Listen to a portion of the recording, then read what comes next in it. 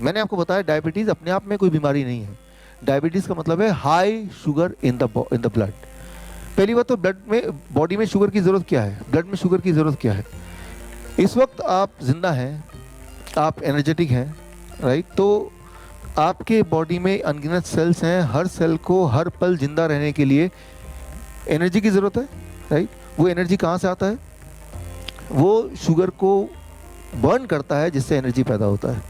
Sugar is a source of energy. Blood क्या करता है, शुगर को सेल्स के अंदर डालता है, सेल्स क्या करता है, उसको बर्न करता है और उससे एनर्जी, ताकत पैदा होती है जिससे आप अभी जिंदा हैं। शुगर अच्छा है कि बुरा है, इज गुड और बैड? Very good.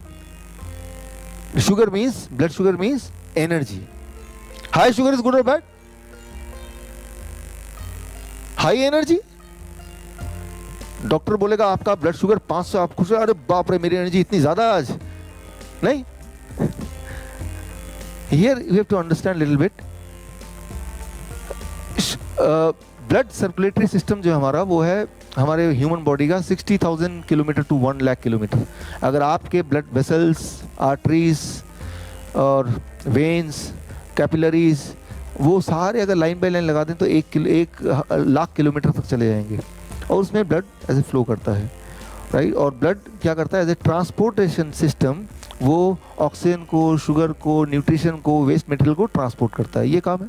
जैसे आपका शहर में ट्रांसपोर्ट सिस्टम वैसा पूरा फैला हुआ है एक जाल, उसी तरह से हमारे बॉडी में एक जाल फैला हुआ है ट्रांसपोर्टेशन सिस्टम का। और उस ट्रांसपोर्टेशन सिस्टम को एफिशिएंट चलाने के लिए एक मैनेजमेंट है कि कितना शुगर रहना चाहिए ताकि ट्रांसपोर्टेशन सिस्टम स्लो ना हो जाए। शहर में अगर सड़क पे ज़्यादा गाड़ियाँ होंगी तो क्या होगा, transportation system will become slow. मैं देख रहा था कुछ लोग अभी भी लेट पहुँचे, क्यों भाई, ट्रांसपोर्टेशन सिस्टम में वहाँ अटक गए रास्ते में। ठीक इसी तरह से जब शुगर का लेवल एक लेवल से ज़्यादा होता है आपके बॉडी में, तो बॉडी का ट्रांसपोर्टेशन सिस्टम स्लो हो जाता है। यानी कि फिर न्यूट्रिशन, ऑक्सीजन, वेस्ट मटेरियल, उनका ट्रांसपोर्टेशन स्लो होने से किस पे असर करेगा, कौन से ऑर्गन पे असर करेगा? हार्ट पे करेगा, किडनी पे करेगा, आंखों पे करेगा, लंग्स पे करेगा, लिटरली हर ऑर्गन पे करेगा। किसी पे जल्दी, किसी पे बाद में। आपके शहर का ट्रांसपोर्टेशन सिस्टम अगर स्लो हो जाए तो सबसे ज़्यादा असर किस पे करेगा? आप बोलेंगे सबसे पहले तो उसको पे असर करेगा जो इमरजेंसी पेशेंट होगा, फिर उस पे करेगा जिसकी कोई इंटरव्यू देने जा रहा हो, उसकी जॉब लगने वाली हो, राइट। इस तरह से करते करते करते करते आप पाएंगे ऐसा कोई भी नहीं है जिस पे असर नहीं करेगा। फाइनली हर एक पे करेगा। किस लेवल का असर कब करेगा वो एक अलग क्वेश्चन है, बट करेगा ज़रूर। ठीक इसी तरह से अगर हमारे बॉडी का ट्रांसपोर्टेशन सिस्टम अगर स्लो हो जाता है तो सारे के सारे ऑर्गन, सारे के सारे सेल्स सफ़र करते हैं। और वो ऐसा स्लो अगर लंबे समय तक रहेगा तो हार्ट डिजीज़ है, किडनी फेलियर है, आई डिजीज़ है, ये सारी चीज़ होने लगती हैं। इसी को बोलते हैं डायबिटीज़, राइट। सो लेकिन कितने शुगर को हाई शुगर बोलें, ये एक इंपॉर्टेंट क्वेश्चन है। इसको हम जल्दी से समझ लेते हैं, कितने शुगर को, क्योंकि आज हमारा जो मेन मकसद है करना क्या है घर जाके, what we need to do once you go back home, ताकि आज के बाद, अभी के बाद अगली जो दवाई है वो खाना ना पड़े लेकिन हम हेल्दी भी रहें, राइट।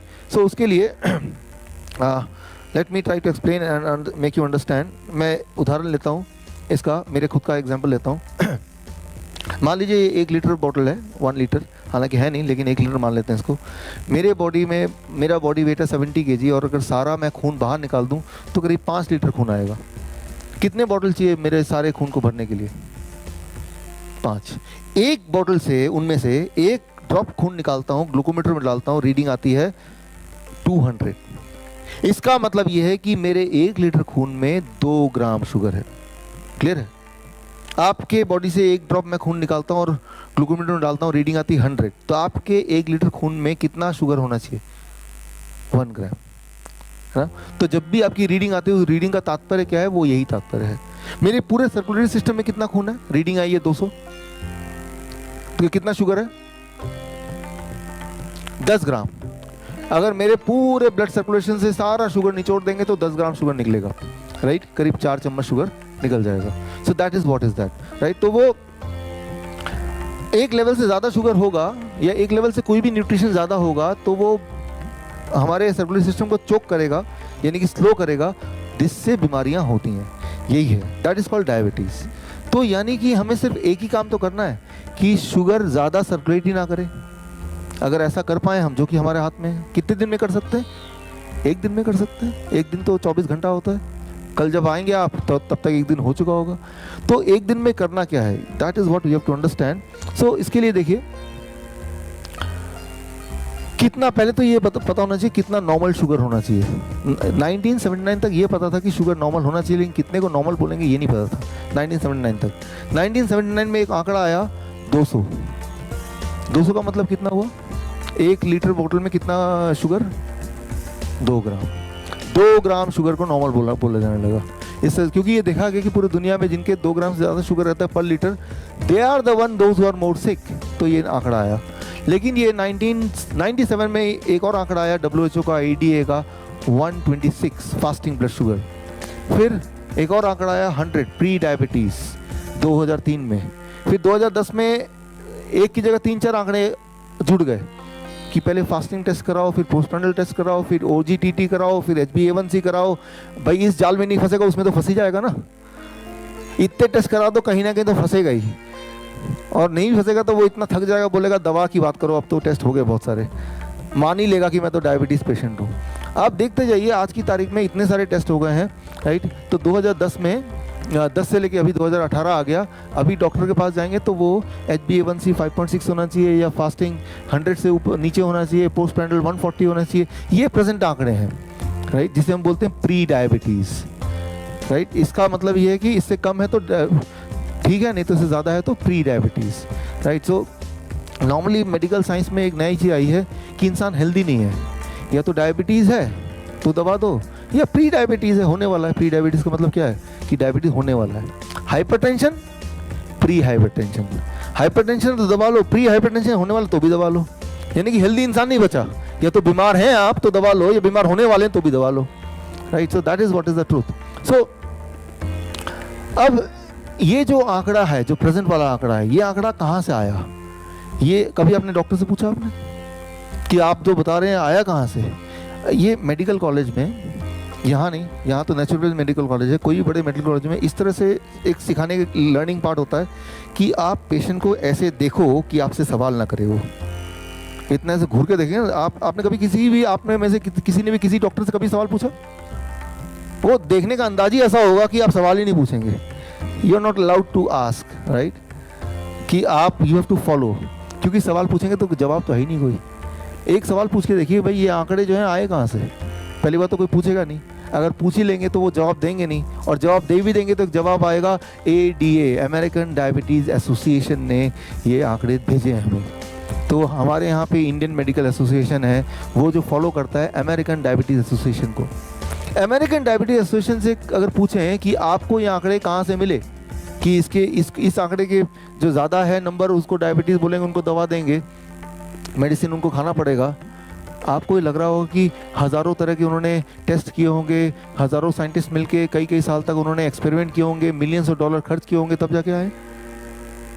ट्रुथ ये है, वो उन्होंने उसका जवाब दिया अपने ही मेडिकल जर्नल में। ये जर्नल की कॉपी अगर आपको चाहिए तो मैं आपको मेल कर सकता हूँ, आपके फीडबैक फॉर्म में ईमेल आईडी दीजिए तो मैं मेल कर दूंगा आपको जर्नल की कॉपी।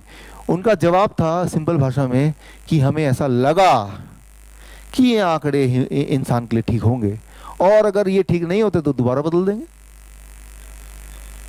सोचिए, आपने मान लिया भगवान का दिया हुआ एक नंबर, एक आंकड़ा, उसको लेके पकड़ के बैठ गए, उसके हिसाब से सारी जिंदगी बदल दी, दवाइयां खा रहे हैं। बट ट्रुथ ये है कि उनको ऐसा लगा, कोई एविडेंस नहीं है, there is no evidence to prove it, कि एविडेंस दिखाओ, प्रूफ दिखाओ, आपके जो ट्रायल्स है वो दिखाओ, नहीं है, नथिंग, राइट। सो मैं आपको छोटा सा एग्जांपल देखिए, इसको खत्म करते हैं फिर आते हैं सॉल्यूशन पे। एक एग्जांपल, ताकि आप कन्विंस हो कि ये वाकई में ऐसा है। फास्टिंग ब्लड शुगर सुबह वाला और पोस्टप्रैंडल ब्लड शुगर जो पूरे दिन में रहता है, कौन सा ज्यादा होता है नॉर्मली? पहला या दूसरा? ज्यादा दूसरा, फास्टिंग और पोस्टप्रैंडल, राइट। तो ऐसा है कि फास्टिंग वाला होता है जो पूरे रात भर आपने कुछ खाना खाया नहीं और सुबह का आपने ब्लड शुगर लिया, that called fasting blood sugar. Expectedly, as per your knowledge, fasting should be less, isn't it? Expectedly. मेरे पास बहुत सारे पेशेंट आते हैं, डॉक्टर साहब रात को हमने चेक किया था, ब्लड शुगर था 200 सोने से पहले, सुबह चेक किया तो वो 250। मैंने कहा आधी रात को कुछ खा लिया होगा भाई, तो बढ़ गया। नहीं डॉक्टर साहब, मैं मजाक के मूड में नहीं हूँ, और ऐसा रोज होता है, और मैं तो घबरा गया पूरी रात भर। क्या होता है कि सुबह शुगर बढ़ जाता है उल्टा। तो ये तो कोई बीमारी है।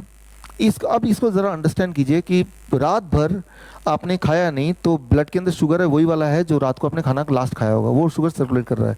आप सो रहे हैं, काम नहीं कर रहे हैं, लेकिन आपकी बॉडी के सेल्स को अभी भी एनर्जी चाहिए, तो बॉडी के सेल्स जो ब्लड में रिमेनिंग शुगर है वो खींच के निकालती जा रही है, शुगर लेवल ब्लड में कम होता जा रहा है और आपकी रात बीतती जा रही है। तो सुबह जो expected sugar amount blood sugar है वो कम होना चाहिए कि ज़्यादा होना चाहिए? जबकि असलियत ये है कि हज़ारों लोगों का, करीब 55% पॉपुलेशन का, वर्ल्ड पॉपुलेशन, मतलब आधे ज़्यादा लोगों का सुबह वाली शुगर बढ़ी हुई आती है इन कंपैरिजन टू पिछले रात की जो शुगर थी। कारण ये कि रात भर में शुगर कम होती जा रही, कम होती जा रही, कम होती जा रही। करीब 4 बजे फॉर एग्जांपल ब्रेन देखता है कि शुगर काफ़ी कम हो गई, अब तो 50 तक पहुंच गई है और कम होगा तो आप मर जाएंगे। तो ब्रेन तब लिवर को बोलता है कि भाई ऐसा करो, लिवर में स्टोर शुगर होता है, आपको पता है कि थोड़ा शुगर उधार दे दो, ब्लड में डाल दो, ताकि जब आप उठें तो आप एनर्जेटिक फील करें और जब तक आपने ब्रेकफास्ट ना किया हो तब तक उस शुगर से आपका बॉडी काम कर पाए। इसे कहते हैं डॉन फिनोमिना। डॉन फिनोमिना कोई बीमारी का नाम नहीं है, it is not a name of any disease, right. Dawn phenomena मतलब ब्रेन ने डिसाइड किया है कि आपके उठने से 1 घंटे पहले वो लिवर से बोल के कुछ शुगर ब्लड में डालेगा ताकि जब आप उठें आप एनर्जेटिक फील करें, ना कि एग्जॉस्टिव फील करें। तो ये ब्रेन ने हेल्प किया, आपकी बॉडी ने आपको हेल्प किया आपके दिनचर्या को ठीक से करने में। तो ये कोई बीमारी नहीं है, लेकिन इसी को हम बीमारी मान लें और दवा लेने लगे तो ये एक डिजास्टर है, राइट। तो यानी कि एक ड्राइवर गाड़ी चला रहा है जो कि एक्सपर्ट ड्राइवर है, आप पीछे पैसेंजर हैं, आपको कुछ पता ही नहीं है, अचानक आप ड्राइवर का गला पकड़ लेते, ला मैं थोड़ा स्टीयरिंग मैं भी चला लूँ, राइट। तो वो गाड़ी का क्या होगा आप जानते ही हैं, राइट। तो लेकिन पूरे रात भर का जो ब्लड शुगर है उसका क्या फ्लो क्या है ये कैसे पता चलेगा? उसके लिए मैं एक्सपेरिमेंट कर सकता हूँ। मेरे पास एक टूल है, ये मैं, जय जी आप आएंगे स्टेज पे? आप इंसुलिन डिपेंडेंट हैं ऐसा मुझे आपने भी बताया और डॉक्टर गुलाब ने भी बताया। ये मेरे पास एक टूल है, इसको मैं आपके बॉडी में अभी लगा दूंगा, राइट। और लगाने के बाद ये क्या करेगा, मेरे पास एक मॉनिटर भी है, ये मॉनिटर को ये इससे कनेक्टेड है, पूरे रात भर में आपका जो ब्लड शुगर रहेगा एक एक पल का वो इसमें आता जाएगा। और कल जब आप मिलेंगे तो इसमें हम आपके जया जी का पूरे 24 घंटे का जो ब्लड शुगर रिपोर्ट है वो घड़ी घड़ी का इसमें आ जाएगा, एक एक सेकंड का इसमें आ जाएगा, उसका फ्लो आ जाएगा। तो जब आप देखेंगे तो आप हैरान होंगे कि ब्लड शुगर कैसे फ्लो करता है, राइट। अगर आप एक ड्रॉप लेके ब्लड शुगर देखते हैं, वो ब्लड शुगर आपकी बॉडी का नहीं है, उस ड्रॉप का ब्लड शुगर है, अंडरस्टैंड कीजिए। और वो एक ड्रॉप ये तय नहीं कर सकता आपके बॉडी के लिए क्या कौन सी मेडिसिन या क्या हेल्थ क्या होगी, वो ड्रॉप नहीं तय कर सकता। पूरे दिन भर का ब्लड शुगर का जो फ्लो है, इसको ऊपर कैसे करेंगे, ऊपर कर लेंगे, कर लीजिए, चेयर ला दीजिए यहाँ पे। सो एक चेयर ले बैठ जाइए। तो एक ड्रॉप से आपने देखा कि मेरा ब्लड शुगर इतना है, अकॉर्डिंगली आपने समझ लिया कि मैं डायबिटीज़ पेशेंट हूँ या दवा लेना चाहिए या इंसुलिन लेना चाहिए। ये बड़ा खतरनाक है क्योंकि वो जो ब्लड शुगर है वो उस ड्रॉप का ब्लड शुगर है, वो आपकी बॉडी का नहीं है, बॉडी के एक ड्रॉप का ब्लड शुगर है। मैं आपको एक एग्जाम्पल दे रहा हूँ, आज घर जाइए, हर फिंगर से एक एक ड्रॉप लीजिए और आप ग्लूकोमीटर में देखिए, हर एक का नंबर अलग होगा, किसी में होगा 150, किसी में होगा 250। किसको मानेंगे? कई बार पेशेंट आते हैं मुझसे, होता है ना बड़े ही एक्सपेरिमेंटल पेशेंट, कि डॉक्टर एक में मेरा 150 है, एक में 250 है, एक में 225, कौन सा मानूँ? मैंने जो अच्छा लगे वो मान लो जिसमें आपको खुशी मिल रही है वो मान लो आप। तो मैं ये बोलना चाह रहा हूँ कि ये इतना बड़ा एग्जैक्ट साइंस है नहीं कि हम उसको बेस मान के अपनी दवा रिजीम शुरू कर दें, उससे आप हेल्दी हो नहीं सकते कभी भी। You can never be healthy with that.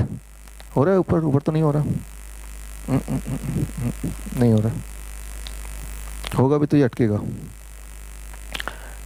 तो आप ना इसके बाद कपड़े कुछ ऐसा पहन के जो कि यहाँ तक पहुँचे, ठीक है ना, एक्सेस हो, तो मैं ये लगा दूंगा और फिर ताकि कल का ये हम ये देख पाएँ, ठीक है ना। वो लगाने की बात ज़रूरी इसलिए भी है आप सबके लिए ही, ख़ास तौर पे जो इंसुलिन ले रहे हैं, उनको ये पता चलेगा इंसुलिन उनका क्या हार्म कर सकता है।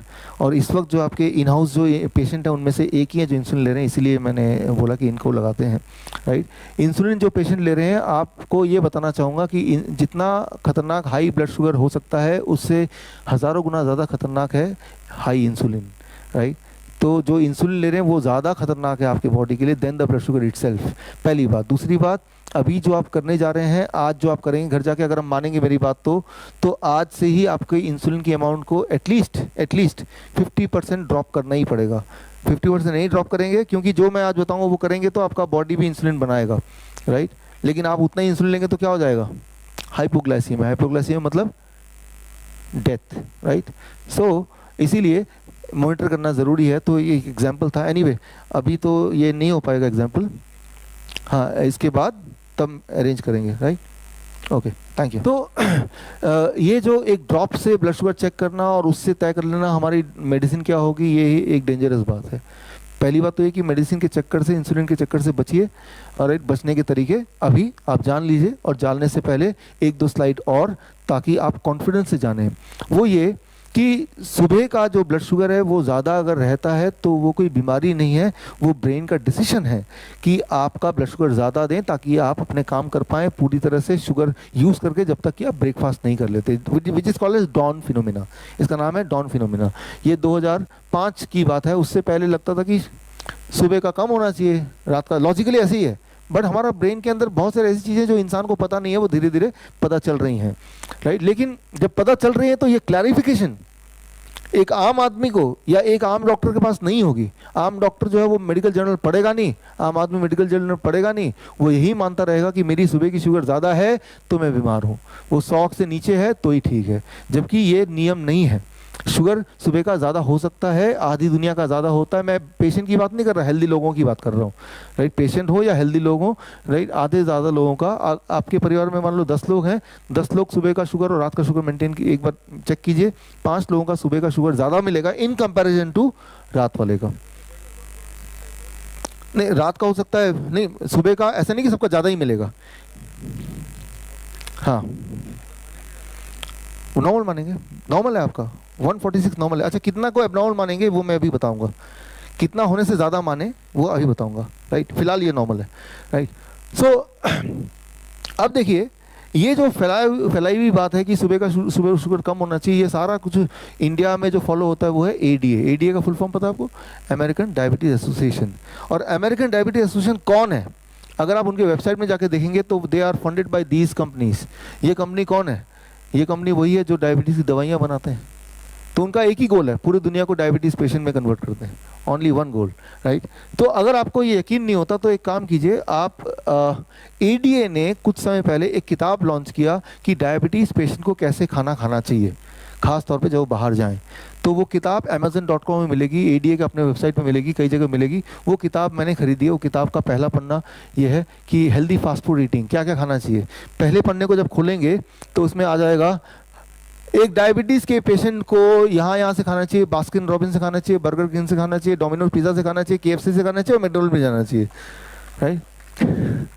और अब आप अंदर के चैप्टर खोलेंगे तो मैकडॉनल्ड में जाएंगे तो कौन कौन सी चीज़ें मिलती हैं, डिशेस मिलती हैं, और सुबह कौन सी मिलती है, शाम को कौन सी मिलती है। Unbelievable, unbelievable. आप यकीन नहीं होगा, आपको खरीदने की भी जरूरत नहीं है, क्योंकि amazon.com में जब किताब देखते हैं तो पहले कुछ पन्ने तो फ्री में भी पढ़ सकते हैं कि नहीं, राइट। तो आप देख लेंगे। तो जरा सोचिए कि अमेरिकन डायबिटीज एसोसिएशन जो इस तरह की किताब निकालती है तो उनका इंटेंशन क्या हो सकता है, ये तो क्लियर है ही, शुरुआत ही गलत है ना। अब करना क्या है? आपका जो सवाल है कितना नॉर्मल कितना एबनॉर्मल होता है, ये इसका जवाब जानने के लिए मैंने पिछले 50 साल में जितने सारे मेडिकल ट्रायल हुए, इसको जानने के लिए वो सारे ट्रायल इकट्ठे कर लिए और वो मैंने एक स्लाइड में लगा दिया ताकि आप देख के खुद ही जज करें। वो स्लाइड ये रहा, 1985, 1993, 1994, 1999 Egyptian trial, 1999 Pima Indian trial, 1999 Kiribati trial, 1993। ये सारे ट्रायल की मैंने लिस्टिंग कर दिया और उन ट्रायल के मुताबिक कितने शुगर को हाई शुगर माना जाए वो इस तरफ डाल दिया। किसी ने बोला 231, किसी ने बोला 228, किसी ने बोला 268, किसी ने बोला 252, ये भी कर दिया, राइट। सो जिनको अगर ये स्लाइड चाहिए या इनके और डिटेल में जाना तो वो मेल पे वो अपना मेल आईडी देके लिख सकते हैं फीडबैक फॉर्म में, I want the details of this trials, मैं आपको ईमेल कर दूंगा, राइट। तो ये सारे ट्रायल्स को पढ़ के फिर मैंने जो निकाला वो मेरे अगले पेज पे है। एक किताब निकाली, लास्ट डेज ऑफ डायबिटीज़, आज से 3 साल पहले, 2.5 साल पहले। और इस किताब का कंक्लूजन एक ही वर्ड है, वो है 250।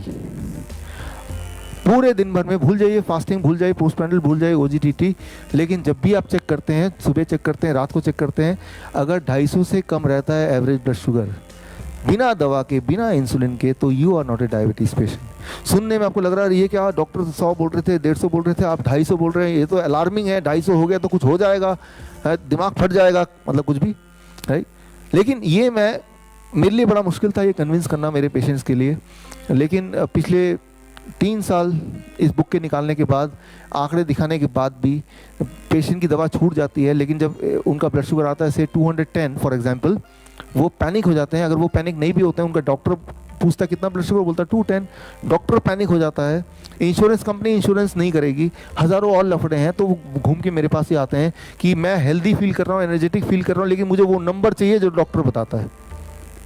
बड़ी दिक्कत आ रही थी मेरे पास। लेकिन अब क्या हुआ, कोई एक चीज़ दुनिया में पहली बार डायबिटीज़ के पेशेंट के लिए कोई चीज़ अच्छी हुई है, वो है 6 मार्च इस साल ACP गाइडलाइन, डायबिटीज़ गाइडलाइन बदल गए, और पहली बार दुनिया में मेडिकल इंस्टीट्यूशन ने ये माना कि अगर बिना दवा के आपकी ब्लड शुगर 250 से नीचे आती है तो वो नॉर्मल है, राइट, नॉर्मल है, पहली बार, राइट।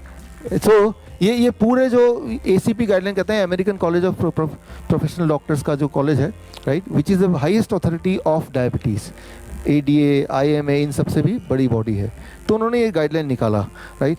लेकिन ये गाइडलाइन जो निकाला, क्या आपका डॉक्टर आपको बताएगा? अगर बताए तो क्या होगा, 70% जो पेशेंट है जो दवा ले रहे थे, उनकी दवा एक ही दिन में बंद हो जाएगी, because the guideline are changed. तो ये गाइडलाइन आया, ये अखबार में भी एक बार आया, लेकिन इसकी इम्प्लीमेंटेशन नहीं हुई। ये मार्च की बात है, टुडे इज जून, राइट। सो 6 मार्च के बाद आज 21 जून हो गया, ये इम्प्लीमेंट नहीं हो रहा, क्योंकि इम्प्लीमेंट होते ही 70% दवाइयाँ जो बिक रही थी वो बिकनी बंद हो जाएंगी, बिकॉज 70% पेशेंट जो सो कॉल्ड पेशेंट, वो पेशेंट रहेंगे ही नहीं। तो इम्पॉर्टेंट बात यह है कि अगर आपकी ब्लड शुगर बिना दवा के इससे नीचे रहती है तो बात खत्म, फिर तो कुछ चिंता करने की ज़रूरत ही नहीं, फिर तो डायबिटीज़ पेशेंट है ही नहीं, you are not a diabetes patient at all, तो बात यहीं पे ख़त्म होती है। लेकिन अगर आपकी ब्लड शुगर 250 से ऊपर होता है तो बिना दवा के, तो आप डायबिटीज़ पेशेंट हैं, तो उसको हाई शुगर मान सकते हैं। और ऐसा अगर लगातार रहेगा कुछ सालों तक, कुछ महीनों तक, तो आपको हार्ट की प्रॉब्लम, किडनी की प्रॉब्लम 1-2 दिन में नहीं होता है, 2-4 दिन में नहीं होगा, लेकिन लगातार रहेगा और महीनों महीनों रहेगा, तो जाके हार्ट की प्रॉब्लम हो सकती है, किडनी की प्रॉब्लम हो सकती है, और आंखों की प्रॉब्लम हो सकती है, एम्पुटेशन का रिस्क हो सकता है। Then you are truly a diabetes patient. Clear है? तो यानी कि बिना कोई दवा लिए टेस्ट करना है, और अगर 250 से नीचे है तो कुछ करने की ज़रूरत नहीं है, आप पहले से ही ठीक है।